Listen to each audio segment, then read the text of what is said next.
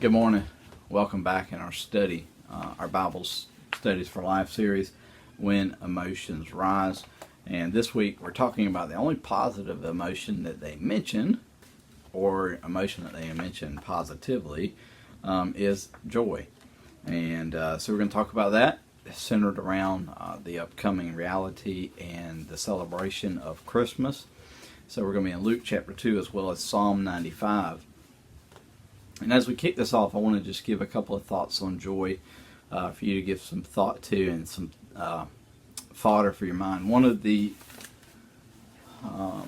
Christian authors who's probably influenced me the most when it comes to thinking about our emotions and our emotional well-being is a man called Dr. Henry Cloud. And looking, I usually have one of his books or several of his books right here with me. Well, here's one. Dr. Cloud wrote this one, Changes That Heal. It's an excellent book. He's well known for his series called Boundaries. I probably have, I know I have them. They're called Boundaries in Marriage. Here's one. This one is just called Boundaries. It's written by Dr. Henry Cloud and Dr. John Townsend. When to Say Yes, When to Say No. It's a good one. Those were really helpful for me because I didn't grow up learning how our emotional and our mental well-being is tied into our spiritual realities in our life as well. And basically I was taught and learned, whether through direct teaching or just indirect teaching, that if something was wrong in your spiritual life, or something was wrong in your emotional life, it was probably because you weren't reading enough of the Bible and you weren't memorizing enough verses, or you had somehow let sin slip in that was dominating you or something like that. And didn't learn things like when to say yes and when to say no, and how to monitor and take care of this mental and emotional state that God has gifted each one of us with. And so when we're talking about joy, I think this is important. Joy is an interesting reality, and so I'm going to tell you a quick humorous story here. There's a story of parents that had two boys.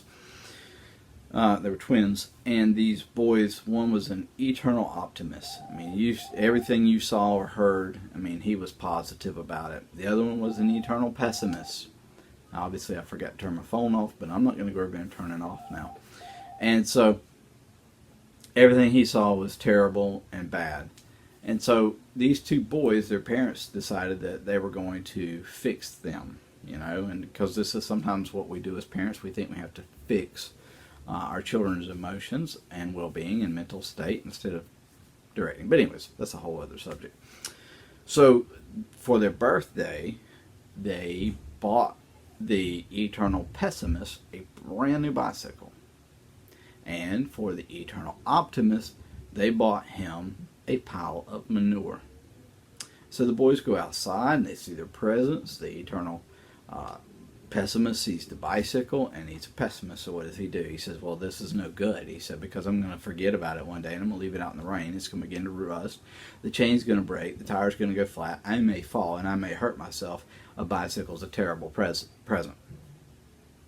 So the parents were like, well, we failed. We didn't work for that kid. So they look over and they're like, well, surely we fixed our son who's an eternal optimist. Surely he can't find anything optimistic about this pile of manure. But they look over there and the eternal optimist is just smiling. He's grinning from ear to ear, and he's looking all around, and he's poking at the manure pile and everything. And they're like, son, what is wrong with you? It's a pile of manure. And he said, hey, with this much manure around, I know there has to be a pony somewhere. Well, the reality of that story is that you can't necessarily, and when I want to look at this, as we talk about joy, I want us to begin with this understanding that joy is about perspective. It's the way you see things. But it's more than just that. You can't just choose to see something differently. The optimist could not just choose to see that pile of manure for what it really was. There was something about him that conditioned him to see it that way. So he would have to go back and address those things that conditioned that. The pessimist couldn't see the bicycle for what it truly was because something in him conditioned it to see it for that way. So we would have to go back and address those as well. So joy begins with perspective. Joy is also about intent. Joy is about what we intend to do with what we know. And that's such a huge thing, especially for those of us who call ourselves children of God. What do we intend to do with what we know? Joy is also about motion and direction. Which way are we heading with our knowledge? Why are we trying to look at things from a different perspective, or are we settled on the one perspective that we already have? I wrote this here too.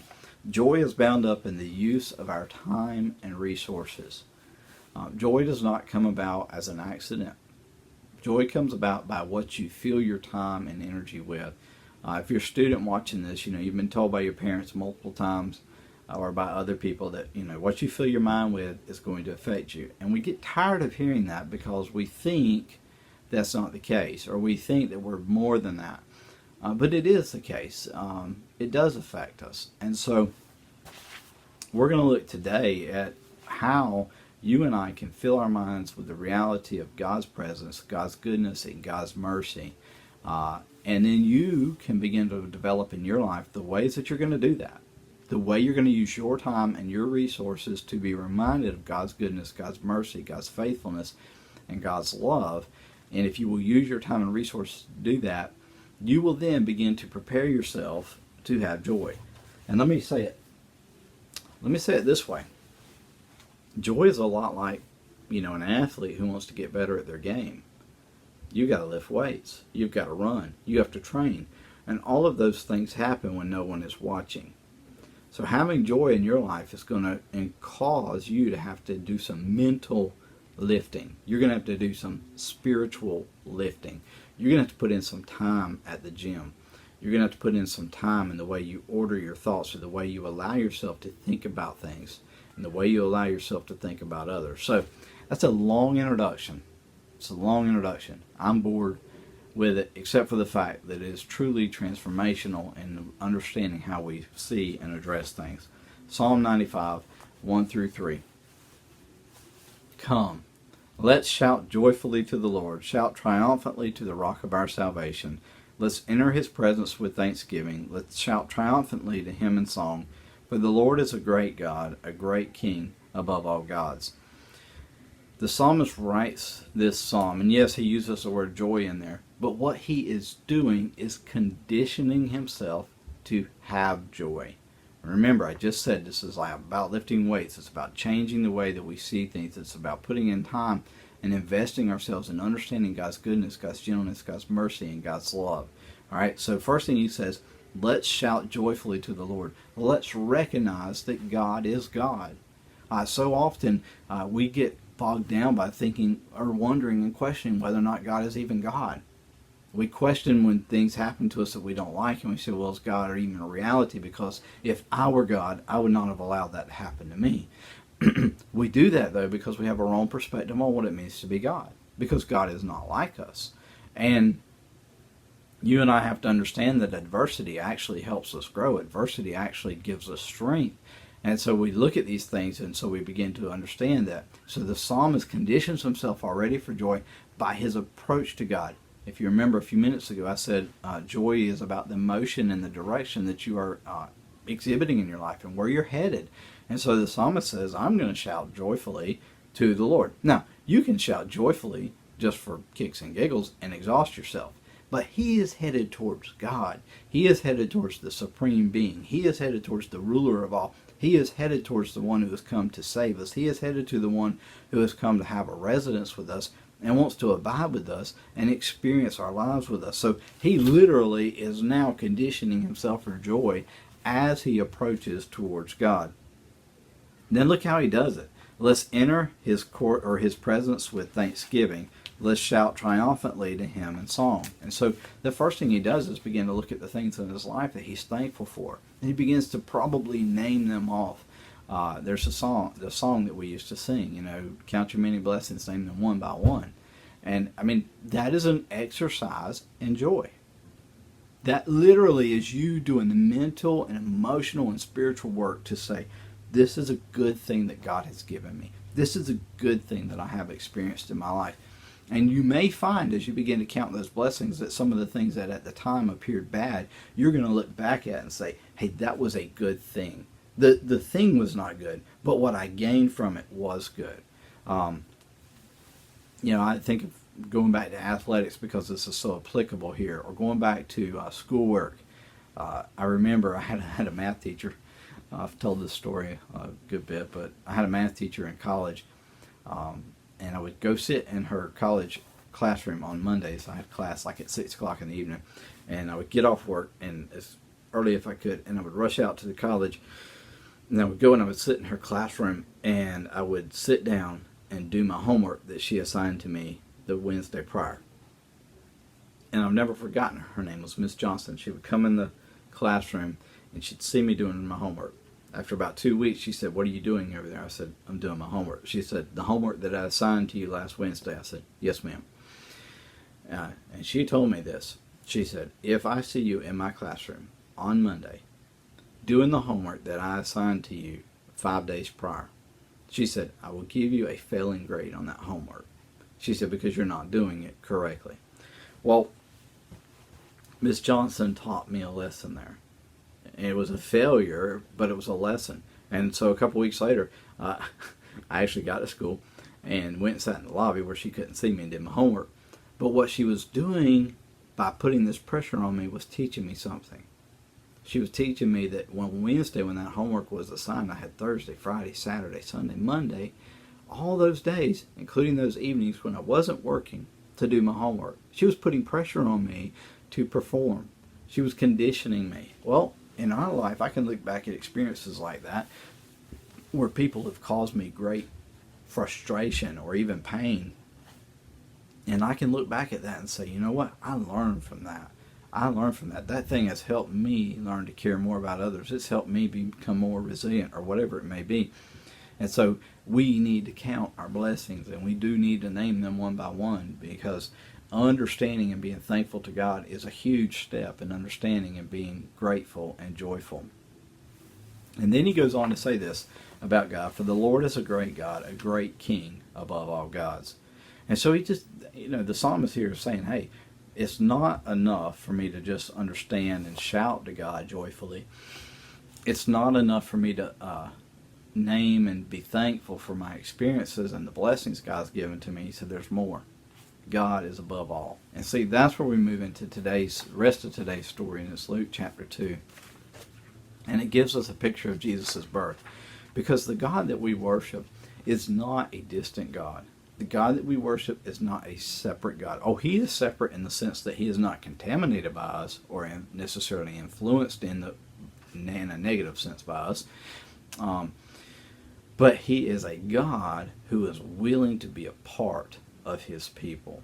And so the birth of Jesus signifies that so completely. And here at the Christmas time, what a wonderful time to be reminded of how we are to have joy, because God of heaven and earth has come to dwell with men. Jesus came and lived. He lived as a baby. He lived as a 4-year-old. He lived as an 8-year-old. He lived as a 12-year-old, all the way up to what we assume was about 33 years of age. He lived on this earth. He experienced everything that you and I experience. He experienced hunger. He experienced pain. He experienced anger. He experienced frustration. He experienced peace. He experienced happiness. He experienced disappointment. All of those things that you and I build our lives around. And all of those things that if we're not careful, we say, hey, that kept me from having joy. You hear some people say sometimes, oh, don't let that person steal your joy. How can somebody steal something from me? That's something that's internalized within me.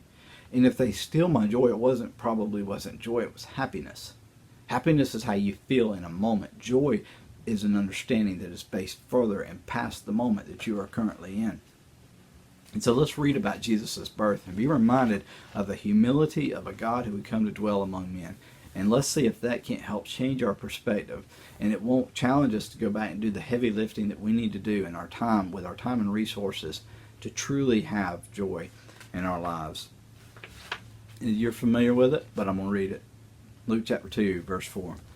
Joseph also went up from the town of Nazareth in Galilee to Judea, to the city of David, which is called Bethlehem, because he was of the house and family line of David, to be registered along with Mary, who was engaged to him and was pregnant. While they were there, the time came for her to give birth. Then she gave birth to her firstborn son, and she wrapped him tightly in cloth and laid him in a manger, because there was no guest room available to them.